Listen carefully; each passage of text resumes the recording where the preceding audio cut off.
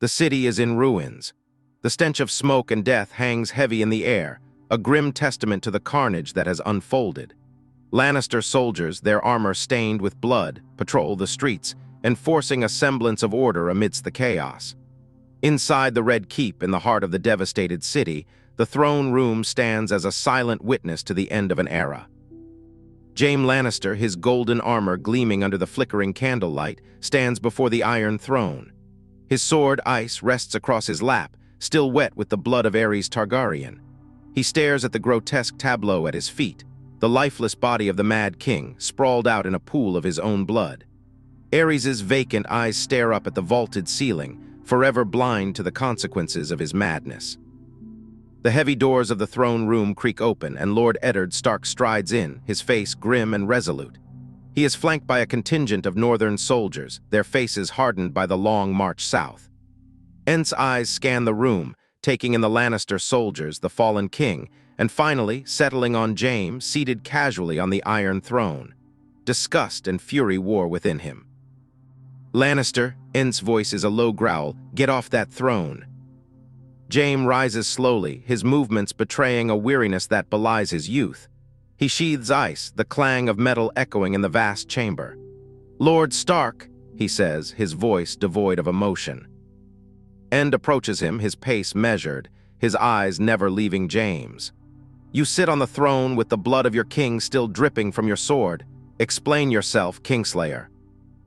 Jaime sighs, running a hand through his disheveled golden hair. "There's not much to explain. Aerys is dead. I killed him." "I can see that," End snaps, his voice rising. "What I want to know is why. He was your king, you swore to protect him." "He left me no choice," Jaime replies, his voice flat. "No choice," End scoffs. "You were sworn to obey him, you were his protector. There is always a choice." "Is there?" Jaime challenges, a flicker of defiance in his eyes. "Were you there, Stark? Did you see what he was planning? Did you hear the madness that poured from his lips?" "I know he was mad," End concedes, "but he was still the king. Justice would have been served eventually, but you took it upon yourself to be judge, jury, and executioner." "Justice?" Jaime laughs, a hollow, humorless sound. "There would have been no justice, only fire and death. You think Aerys cared about justice? He was going to burn the city, Stark. Burn it to the ground with every man, woman, and child inside." End stares at him, his expression a mixture of disbelief and suspicion. "Burn the city? What are you saying?" "Wildfire," Jaime says, the word hanging heavy in the air.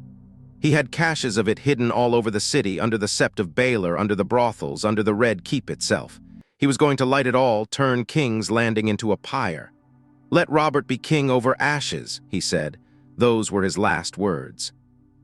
End is visibly shaken. "Wildfire? You expect me to believe that Aerys would destroy his own city, kill his own people?"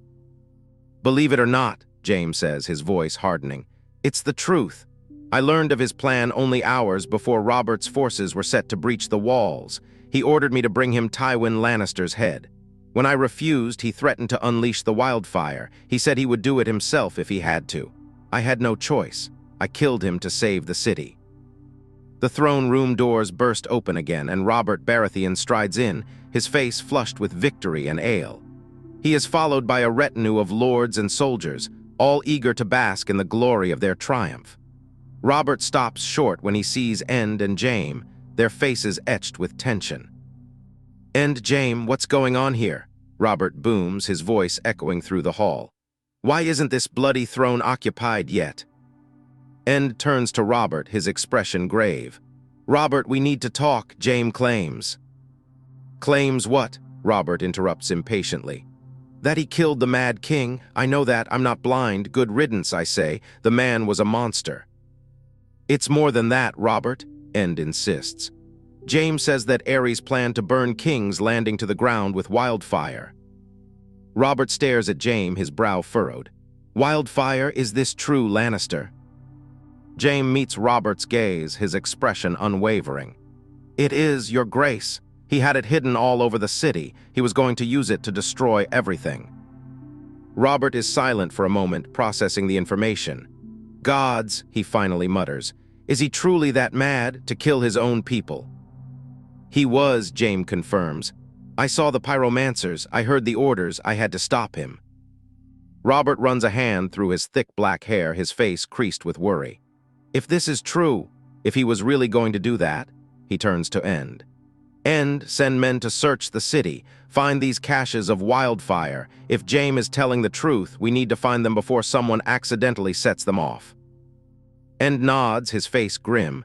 I'll see to it at once. He turns to Jaime, his eyes filled with a newfound respect, but also with lingering suspicion. If this is true, Lannister, you may have saved us all, but I will have proof. The proof is there, Lord Stark, Jaime says, his voice firm. You just need to look for it. Robert claps Jaime on the shoulder, a rare display of camaraderie. Well, Lannister, if you did save the city, then I owe you a debt, a great one, but if this is a lie. It's not a lie, Your Grace, Jaime insists. We'll see, Robert says, his voice hardening. We'll see. As End and Robert's men begin their search of the city, the truth of Jaime's words slowly begins to emerge. Caches of wildfire are discovered hidden in cellars, in abandoned buildings, even beneath the Sept of Baelor. Pyromancers are found, their faces gaunt and their eyes burning with fanatical devotion to the Mad King's twisted vision.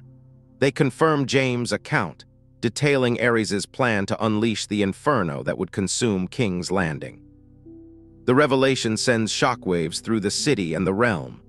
The horror of what Aerys had planned is almost too much to comprehend. The man they had once called their king, the man who was supposed to protect them, had been willing to sacrifice them all in a final act of spite and madness. Even Tywin Lannister, upon learning the full extent of Aerys' depravity, is visibly shaken. He had known that the king was mad, but he had never imagined that he was capable of such utter destruction. The sack of King's Landing, the murder of Elia Martell and her children, pale in comparison to the scale of the Mad King's planned atrocity. As the truth becomes undeniable, attitudes towards Jaime Lannister begin to shift. He is no longer seen solely as the Kingslayer, the Oathbreaker, the man without honor. He is now hailed as the savior of King's Landing, the man who had risked everything to prevent a catastrophe of unimaginable proportions. Ned Stark, though still wary of the Lannisters, is forced to admit that he had misjudged Jaime. He approaches him in the Red Keep, his face etched with a grudging respect. Lannister, Ned says, his voice softer than before, I owe you an apology. I spoke harshly and I was wrong. Jaime looks at Ned, his expression impassive. You didn't know the truth. No, Ned concedes. I didn't, but now I do. You did what you had to do. You saved countless lives. It was a difficult choice, Jaime admits, his voice barely a whisper. I can only imagine, Ned says. To betray your king, to break your oath, it must have been a terrible burden. It is, Jaime says, his eyes filled with a deep weariness. It will be for the rest of my life. But you did the right thing, Ned insists. You did what was necessary. The realm owes you a debt of gratitude. Jaime says nothing, his gaze fixed on the Iron Throne. The throne that he had briefly occupied, the throne that now belonged to Robert Baratheon. He had saved the city, but he knew that his actions would forever define him. He would always be the Kingslayer, but now, perhaps, he could also be something more. A man who had chosen to do what was right, even when it meant sacrificing his own honor. But even in light of this, there are questions that arise about Jaime Lannister among the realm. Despite the perceived nobility of this act and the details of Aerys' plan being made common knowledge, there are still many who question if Jaime belongs in the king's guard. Like Stannis Baratheon, the king's own brother. While all would agree that the slaying of Aerys was necessary, and he deserved that and more, when does someone have the right to take the law into their own hands? That is the question, especially when they rise against the one they swore their lives to. Jaime arguably did the right thing, but he had still decided that his moral alignment meant more than the king's authority. And who's to say that he won't do it again? Perhaps it would be for differing reasons, but should the king's guard be allowed to judge their kings and remove them because they don't like what they're doing? Could a king really claim to be protected if there was a chance that his sworn swords could turn on him if he did something that they didn't like? People would say that surely Aerys was an exception, as well as his destructive plan for the city. But there was no telling what a man would deem fit or unfit for their king to do and seek to remove him for it. No matter how well-intended the act was, a level of uncertainty surrounded Jaime. Now, King Robert does his best to quell this talk over the years, however, stating many times how Jaime had done the realm a service, and that if he or his companions had reached the capital beforehand, Aerys would have still laid dead regardless. And while he never saw himself going mad, if it ever got to the point where he seemed to be following the steps of mad King Aerys, he would hope that there was someone who would intervene. At that point, if his own sworn protectors had to turn on him, that perhaps he was never fit to be a king to begin with. So Jaime is allowed to remain on the king's guard, and he's kept close to the king as a further showcase of goodwill, remaining near him during major events like the Greyjoy Rebellion and some others. With each passing day, his glory only grows, and not just his, but that of his family. Tywin's son has made quite the name for himself as the savior of the city. And while this shines a light on the family, their legacy, and Tywin is proud of him, he would still prefer if Jaime gave up the White Cloak. Then there is Cersei's rise as the Queen of the Seven Kingdoms, which remains another reason why he holds on to his duties. Their bond and the desire to be near her can be a grand motivation in trying times. But as time passes, even their relationship eventually comes into question. It happens in the middle of the night one day. After giving over the watch to Sir Barristan Selmy, Jaime settles into his chambers for the night. During this time, Jaime hears a knock on the door, and before he can get up to answer or spend too long wondering who would visit him at this hour, Queen Cersei steps through. Having managed to flee the chambers of her husband and wandering through the halls unnoticed. As usual, King Robert is drunk, and his indulgences have left him incapable of performing. Cersei considers this the perfect time to visit the man she truly cares for and begins to make her move. The queen believed that it would just be another night, the kind they shared together before he was named to the king's guard, and she was made a queen, one of passionate desire. But as she gets closer to Jaime, her hands cradling his face, her lips meeting his, it is evident that something is off, which is further cemented as Jaime does his best to gently remove himself from the queen. Cersei asks him what's wrong, and the White Lion takes a deep breath as he walks over to the window of his chambers and stares out to the city below. The city he saved and the people who admire him for it. It's not right, he tells Cersei, who laughs in reply. What was right never mattered when they were younger, and it didn't matter when they got older or when they were miles apart. What was right never mattered when they were caught by one of their servants and scolded by their mother, who threatened to tell their father about them. They both knew the rules of this world, how they would be viewed as disgusting if the truth were to be revealed. But that never stopped them. In fact, some might have even emboldened them, using the Targaryens as a justification for their actions, their love for each other. So what could have possibly changed his mind? Now Jaime then goes into a lengthy talk about King Aerys, the things he'd endured, the things he turned a blind eye to. The realm would call him an honorable man for standing by his king and upholding his oath. But deep down, it all felt like a lie in those days, like he was pretending, putting on a mask. But now it was different. He was lauded for his actions, acknowledged. He could serve as king without burden as he was no longer required to stand by when atrocities were committed. He could actually serve a king and feel that it was noble, honorable. It felt like his oath meant something now with everything out in the open and the knowledge that he could now serve with honesty. But if he were to cross this line with Cersei, it would cheapen things. He had pride in his vows even during the time of King Aerys, and in the absence of ridicule that had not changed. Could he really call himself a man of honor, a noble knight? If he crossed this line and broke his oath again, this time without a justification, what could there be for bedding his own sister, the Queen of the Seven Kingdoms, wife of the man he was sworn to defend, whose family he had to uphold? There was nothing noble or righteous about that. It was selfish, and the moment he crossed that line, he would go back to being a pretender once more. Cersei hardly believes what she's hearing and laughs at the idea. To her, it doesn't matter what people think. She and her brother are the only ones that matter in her opinion.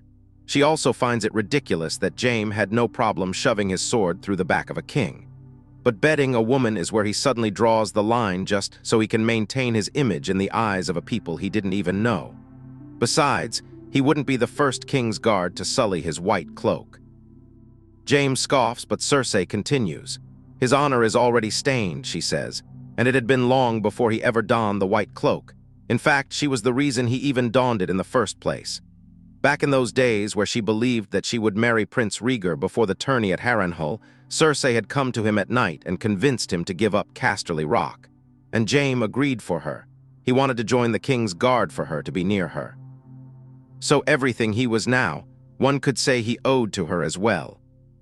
The idea leaves a very sour taste in his mouth. That may have been how things started, but all that time apart, things changed. Though he still loved Cersei, and even now he still desired her. They'd had a bond from the day that they were born, and it would be very easy for him to get back into her now. But even so, he refuses to. There's a brief argument before Cersei storms out, and Jaime is left alone. Though being rebuffed this once doesn't stop her pursuit of him, she tries to be more tactical when it comes to drawing Jaime's attention, being fully aware of the lingering feelings that he still harbors within. Cersei makes a show of her affection, being particularly kind and touchy with King Robert on certain occasions, and being quick to compliment and charm some of the lords that attend her husband's court, each time in plain view of her brother. A curt word perhaps here or there, but nothing beyond that.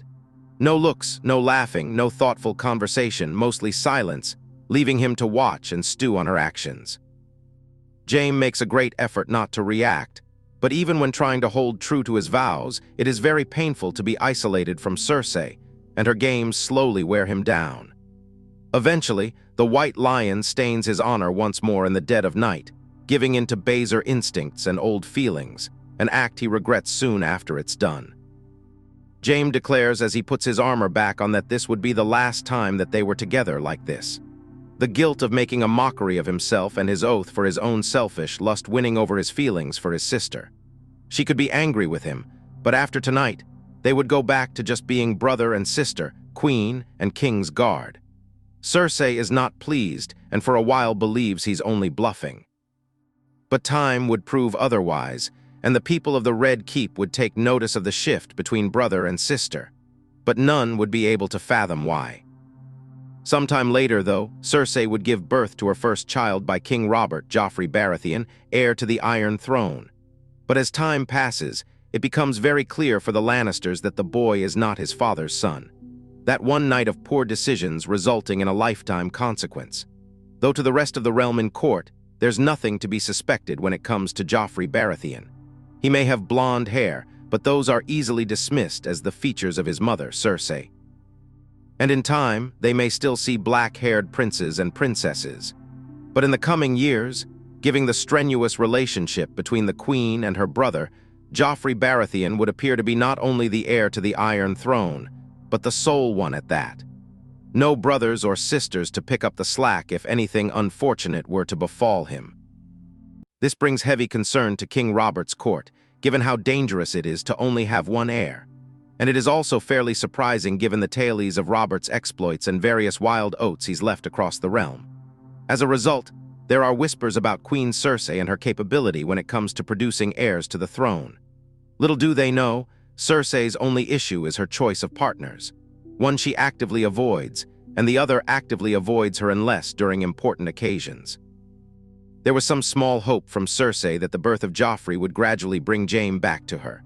But the Kingslayer walks a fine line now. He doesn't know how to feel about his son.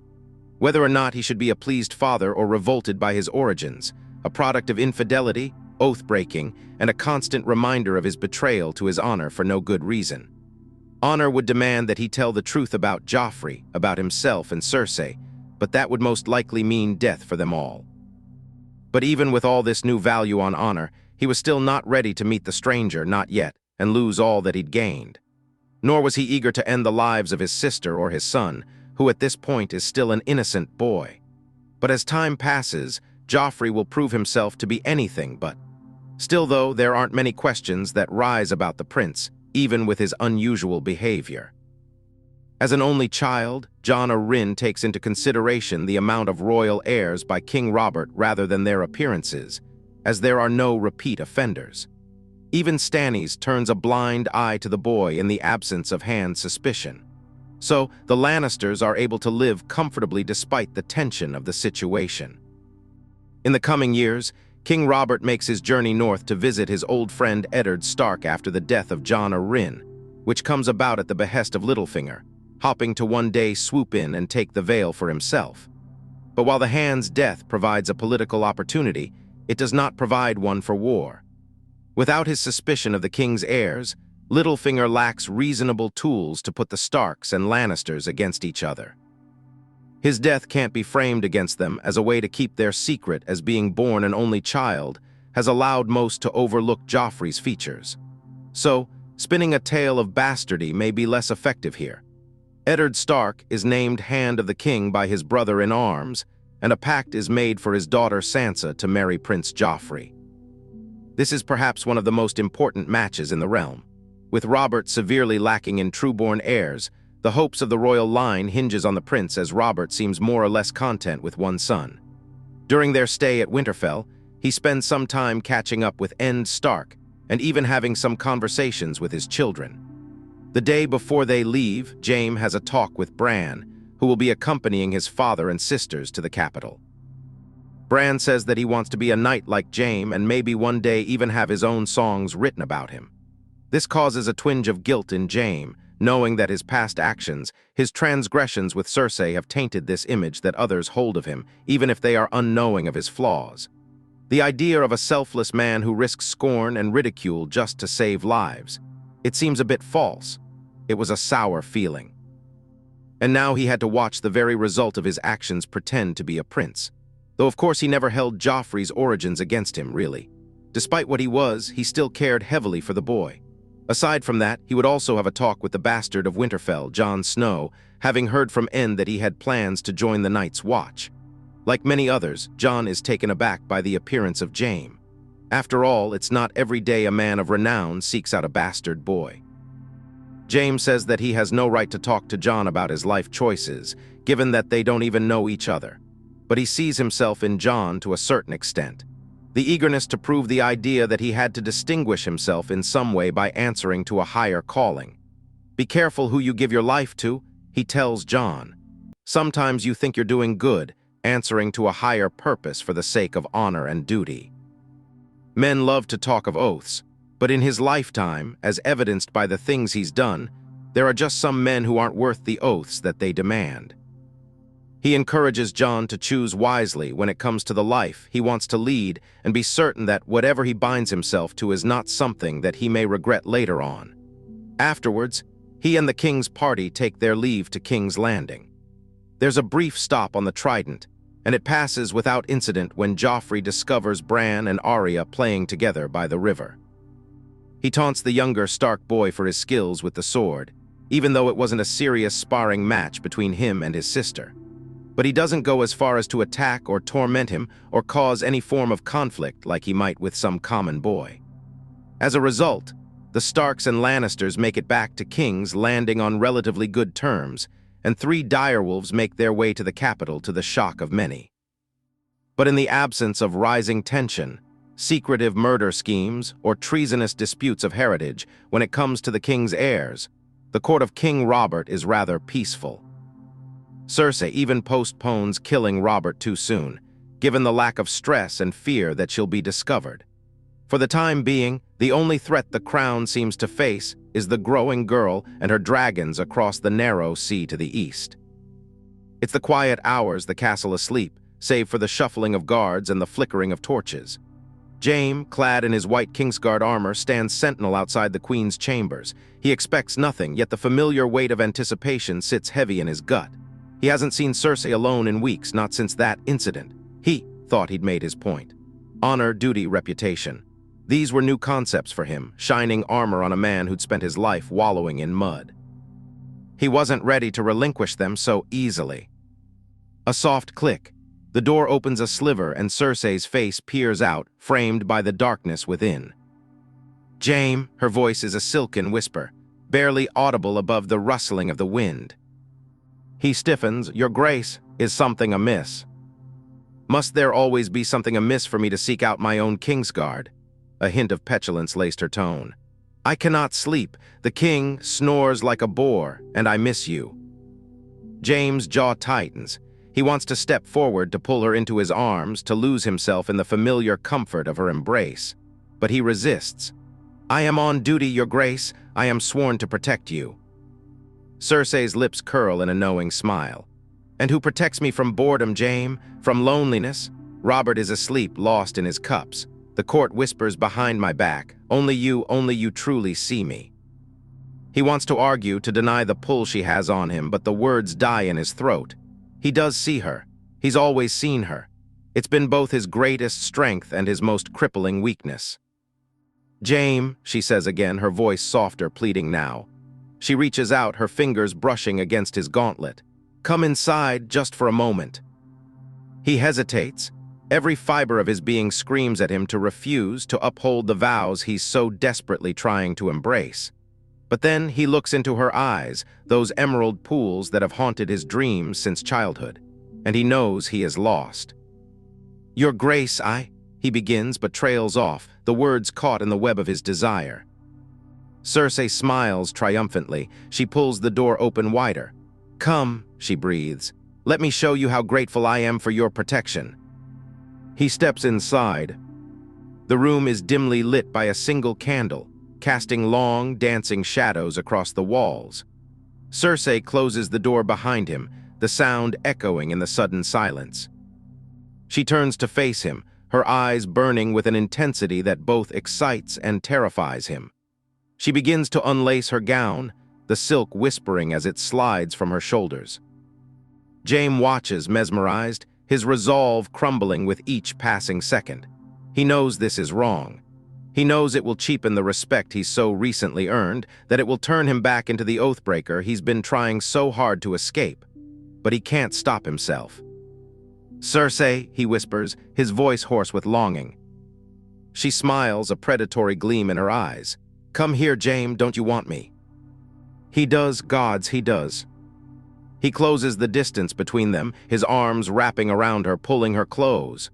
Her skin is soft against his, her scent intoxicating. He kisses her, a desperate, hungry kiss that speaks of years of pent-up desire. The night passes in a blur of passion and regret. He knows he should stop, he knows he should walk away, but he can't. Cersei is a drug and he is a willing addict. Afterward, lying beside her in the darkness, the euphoria fades, replaced by a familiar wave of self-loathing. He has failed. He has betrayed his vows, his king, and the nascent sense of honor he had so carefully cultivated. Cersei stirs beside him, her hand resting possessively on his chest. That was wonderful, Jaime, she purrs. He says nothing, his gaze fixed on the ceiling. What's wrong? Cersei asks, her tone hardening. Don't tell me you're regretting this already. He sits up, reaching for his discarded armor. I shouldn't have come here, Cersei. This was a mistake. A mistake, she laughs, a sharp, brittle sound. Don't be absurd, we belong together, we always have. We can't do this anymore, he says, his voice firm. I can't. Cersei's eyes narrow. What are you saying? I'm saying that this ends tonight, he replies, fastening the clasps of his armor. I am a Kingsguard, you are the queen, we can't continue like this. You're choosing your vows over me, her voice drips with scorn. After everything we've been through, after all the sacrifices we've made. I'm choosing something different, he says, struggling to articulate the feelings that are churning within him. I'm trying to be a better man, a man worthy of the respect I've been given. Cersei's face contorts with rage. You fool, she hisses. You're throwing away everything for a few meaningless words. You'll regret this, Jaime. You'll come crawling back to me begging for forgiveness. He ignores her, finishing dressing in his armor. He feels dirty, tainted. The white of his cloak seems to mock him. This is goodbye, Cersei, he says, his voice devoid of emotion. He turns and walks out of the room, leaving her alone in the darkness. Back in his own chambers, Jaime stares at his reflection in the polished steel of his breastplate. He sees a man who is torn, a man who is battling against his own nature. He is a Kingslayer, a knight without honor, a man consumed by desire. But he is also something more. He is a man who is trying to find redemption, a man who is striving to be better than he was. He clenches his fist, his knuckles white. He will not succumb to Cersei's allure again. He will uphold his vows, he will serve his king, and he will earn the respect that has been so freely given to him. But the memory of Cersei's touch, the sound of her voice, the feel of her body against his, will continue to haunt him. It is a battle he knows he will fight every day, a battle against the darkness that lurks within his own heart. He steels his resolve, he will win, he has to. He spends the rest of the night in restless contemplation, mulling over the implications of his actions and resolving to remain steadfast in his commitment to honor. He will keep his distance from Cersei. He will focus on his duties. He will be the knight the realm believes him to be. The next morning, Jaime avoids Cersei's gaze at breakfast. He focuses on Robert, engaging him in conversation about tourneys and hunting. He offers unsolicited advice on matters of state, even when Robert waves him off, disinterested. He is a model Kingsguard, attentive and dedicated. Cersei watches him, her eyes narrowed with suspicion and simmering rage. She tries to catch his eye, to convey the depth of her displeasure, but he refuses to acknowledge her. As the days turn into weeks, Jaime maintains his distance. He requests assignments that keep him away from the Red Keep, patrolling the city, escorting dignitaries, even volunteering for a mission to Dragonstone to inspect the royal fleet. He throws himself into his duties, hoping to bury the guilt and regret that still gnaw at him. He trains with the other Kingsguard, honing his skills with sword and lance. He studies the histories of Westeros, seeking guidance and inspiration from the tales of legendary knights. He is determined to prove himself worthy of the White Cloak, to erase the stain of the Kingslayer from his name. But Cersei is not so easily deterred.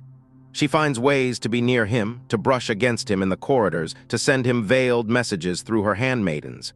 She is a constant temptation, a siren calling him back to the rocks. He resists, but the effort takes its toll. He grows irritable and withdrawn, his face etched with fatigue.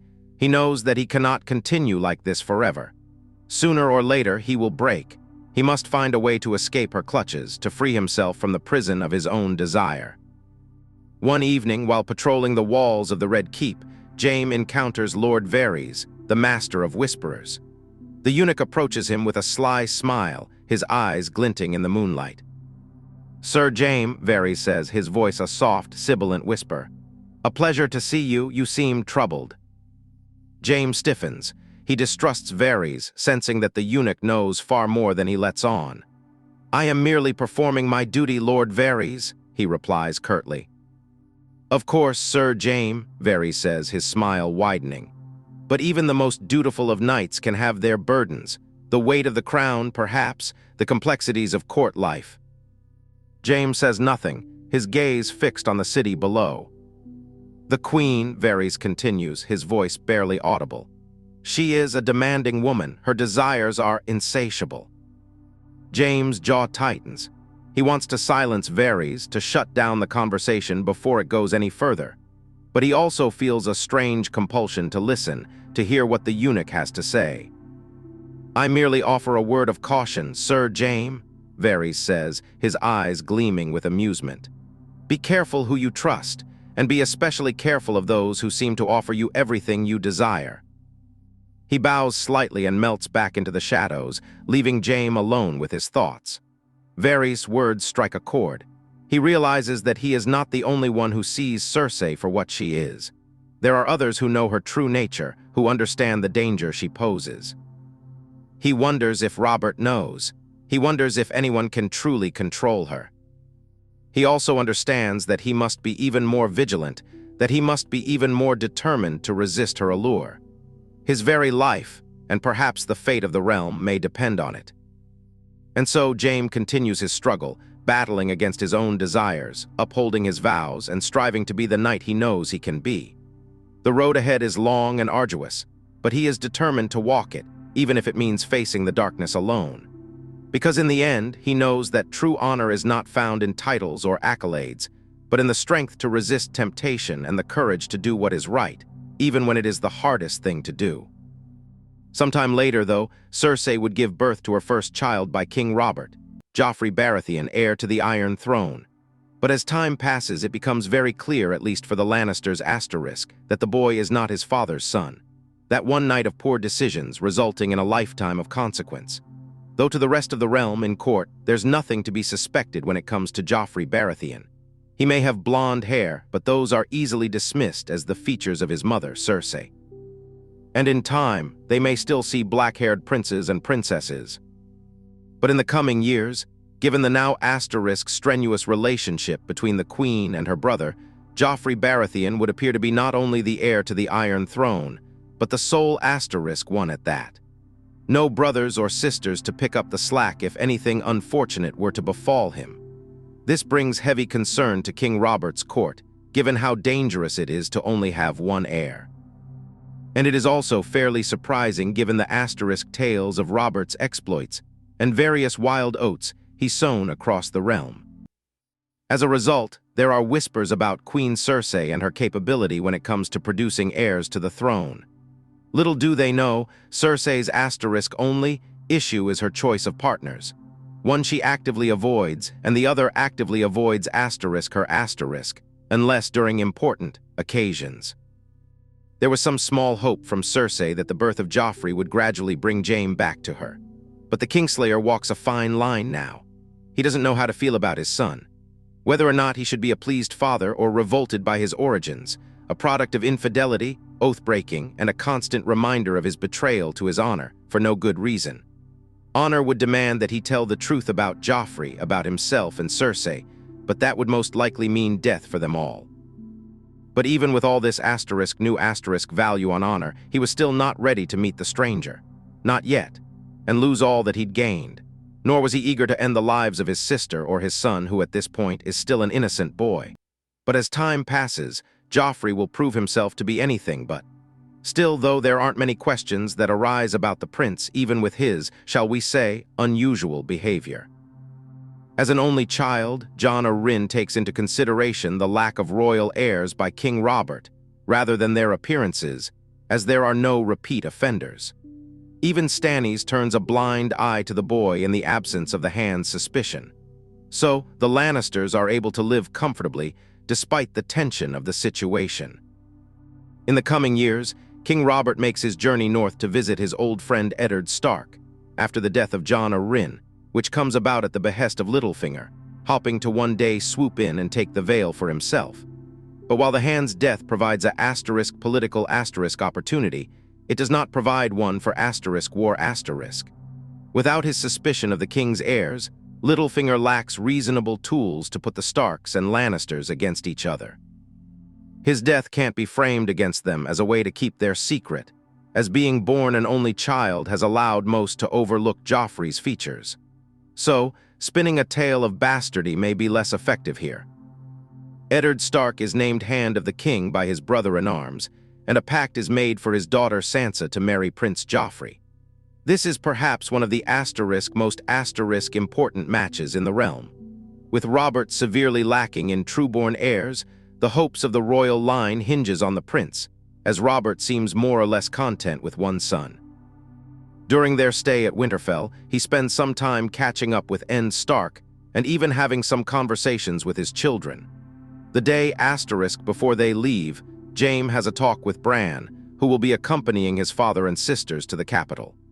Bran says that he wants to be a knight like Jaime, and maybe one day even have his own songs written about him. This causes a twinge of guilt in Jaime, knowing that his past actions, his transgressions with Cersei, have tainted this image that others hold of him, even if they are unknowing of his flaws. The idea of a selfless man who risks scorn and ridicule just to save lives, it seems a bit false. It was a sour feeling, and now he had to watch the very result of his actions pretend to be a prince. Though of course he never held Joffrey's origins against him, really. Despite what he he still cared heavily for the boy. Aside from that, he would also have a talk with the bastard of Winterfell, Jon Snow, having heard from End that he had plans to join the Night's Watch. Like many others, Jon is taken aback by the appearance of Jaime. After all, it's not every day a man of renown seeks out a bastard boy. Jaime says that he has no right to talk to Jon about his life choices, given that they don't even know each other. But he sees himself in Jon to a certain extent. The eagerness to prove, the idea that he had to distinguish himself in some way by answering to a higher calling. "Be careful who you give your life to," he tells Jon. "Sometimes you think you're doing good, answering to a higher purpose for the sake of honor and duty. Men love to talk of oaths, but in his lifetime, as evidenced by the things he's done, there are just some men who aren't worth the oaths that they demand."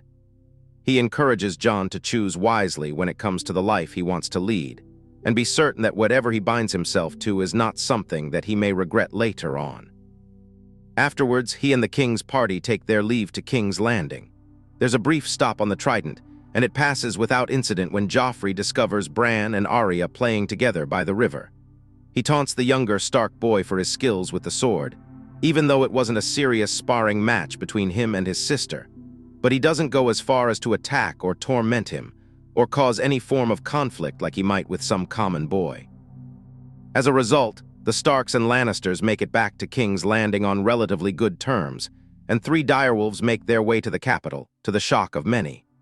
But in the absence of rising tension, secretive murder schemes, or treasonous disputes of heritage when it comes to the king's heirs, the court of King Robert is rather peaceful.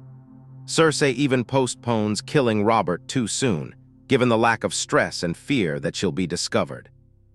For the time being, the only threat the crown seems to face is the growing girl and her dragons across the narrow sea to the east. All right, so Winterfell, big, cold, full of Starks. Not exactly King's Landing, but necessary for maintaining the peace. And surprisingly, it offered Jaime a chance to, well, not exactly be a good influence, but maybe a less bad one. Robert, naturally, was in his element, feasting and hunting. He and End were thick as thieves again, reminiscing about the rebellion. Cersei, on the other hand, was Cersei, but even she seemed a little less. Viperous in the stark, honest atmosphere of the north. Perhaps the cold air nipped at her usual malice. For Jaime, Winterfell was a strange mix of familiar discomfort and unexpected opportunities. The discomfort came from the constant, quiet judgment he felt emanating from End Stark, despite their newfound, reluctant respect. End still saw him as the Kingslayer, the Oathbreaker, and Jaime couldn't entirely disagree with him. But there was also the opportunity. A chance to, I don't know, plant a seed of something decent in this frozen wasteland. One of the more unexpected interactions came with Bran Stark. The boy was bright-eyed, eager, and completely enthralled by the idea of knighthood. He found Jaime practicing in the yard, the rhythmic clang of steel against steel echoing in the crisp air. "Sir Jaime," Bran called out, his voice full of youthful admiration. Jaime lowered his sword, wiping sweat from his brow. "Bran, isn't it? What brings you out here?" "I was watching you fight. You're the best knight in the Kingsguard, Father says." Jaime chuckled, a dry, humorless sound. "Your father is being generous. There are plenty of better swordsmen in the realm." "But you're famous. Everyone knows about the White Lion, the savior of King's Landing." Bran's eyes shone with youthful hero worship. "I want to be a knight like you someday, to have songs written about me." The words hit Jaime harder than he expected. Songs written about me. The reality of his actions, his motivations, felt so distant from the heroic narrative that had been spun. The truth was buried beneath layers of lies, half-truths, and convenient omissions. He looked at Bran, at the untainted admiration in his eyes, and a strange feeling stirred within him. Guilt, maybe, or perhaps a flicker of responsibility. "Being a knight isn't about fame, Bran," Jaime said, his voice surprisingly serious. "It's about duty, about protecting the innocent, about upholding your vows." He paused, the weight of his own broken vows heavy on his tongue. "It's not always glorious. Sometimes it's ugly." Bran frowned, his youthful idealism momentarily dimmed. "But the songs." "The songs are stories," Jaime said. "They're not always true. The real battles are fought in the heart, Bran, not on the battlefield." He couldn't tell Bran the truth, not really. He couldn't tell him about the wildfire, about the screams, about the impossible choice he had been forced to make. But maybe, just maybe, he could instill a little bit of caution. a little bit of understanding that things weren't always what they seemed. Later that day, Jaime found Jon Snow practicing in a secluded corner of the Winterfell courtyard. The bastard boy was a brooding, solitary figure, his face perpetually etched with a mixture of sadness and resentment. Jaime had heard whispers of Jon's plans to join the Night's Watch. "Snow," Jaime said, approaching him. Jon turned, his gray eyes wary. "Sir Jaime, I understand you're planning to take the Black." Jon nodded curtly. "Aye." "It's a noble choice," Jaime said, carefully choosing his words. "The Night's Watch needs strong men, men of honor." Jon snorted softly. "Honor? A Lannister talking about honor, that's rich." Jaime ignored the jibe. He deserved it. "The Night's Watch is a hard life, Snow, a life of sacrifice. You'll be giving up everything, family, lands, titles. Are you sure you're ready for that?" "I have nothing to give up," Jon said, his voice bitter. "I'm a bastard, I have no place here." "Everyone has a place," Jaime countered. "It's just sometimes hard to find." He paused, remembering his own youthful arrogance, his own desperate need to prove himself.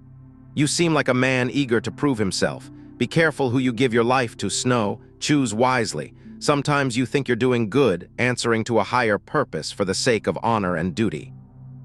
"Men love to talk of oaths, but in my lifetime, as evidenced by the things I've done, there are just some men who aren't worth the oaths that they demand."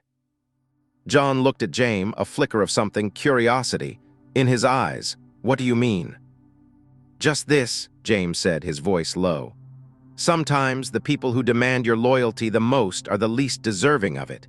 Don't let anyone else define your worth, Snow. Don't let anyone else tell you who you are." He saw a spark of understanding in Jon's face, a recognition of the truth behind Jaime's words. Perhaps in some small way he had managed to reach him. Perhaps he had planted a seed of doubt, a seed of critical thinking in the mind of the young bastard. The rest of the visit passed without incident. Robert continued his feasting and hunting. Cersei maintained a facade of polite indifference, and end-to-end remained quietly watchful, his eyes following Jaime's every move. The Stark-Lannister relationship, while not exactly warm, was stable. A fragile peace, perhaps, but a peace nonetheless. As the royal party prepared to depart Winterfell, Jaime found himself reflecting on his interactions with Bran and Jon. He hadn't told them the truth, not the full, ugly truth. But he had offered them a warning, a word of caution, a glimpse behind the gilded facade of knighthood and honor. And maybe, just maybe, that would be enough.